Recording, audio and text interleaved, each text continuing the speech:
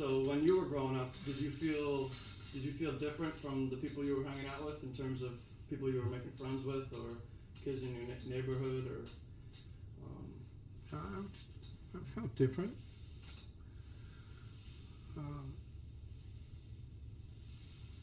Yeah, it was a different experience for me. Yeah, I had the music since childhood, early childhood, and so I was hearing the music. It was an internal process as well as something I loved doing with the guys. They were boys, we were boys at that point, but we were a group, of players, and that was not, what I was looking for while I was going to Catholic school.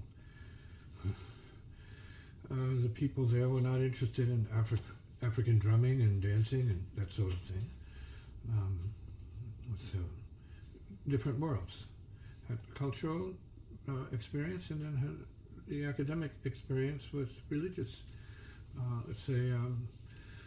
ideas, Christian ideas, some of which were good to know about Jesus, how the Catholics and the people who were responsible, the teachers, communicated that was, up to the individual.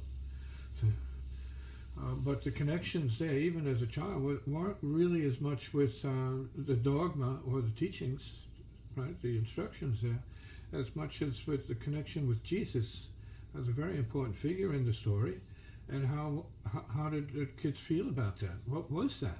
See, why was that? Right. And then the tragedy of his experience was kind of crazy.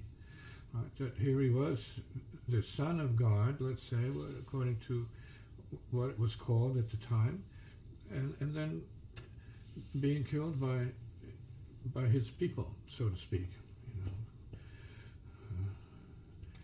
So that was an odd thing to be dealing with in a certain way. Who else has to undergo that? Was a question.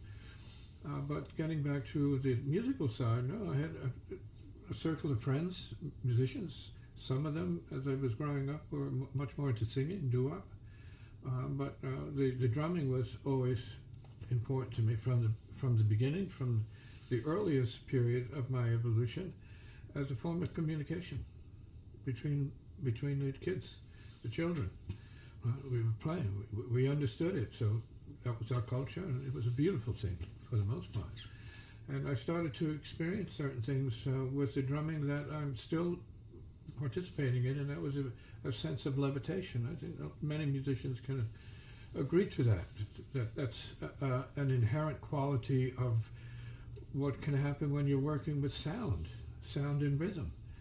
Right? It can open things up and set you free in a certain way, to dance, to sing, to chant, to express and feel some sense of liberation.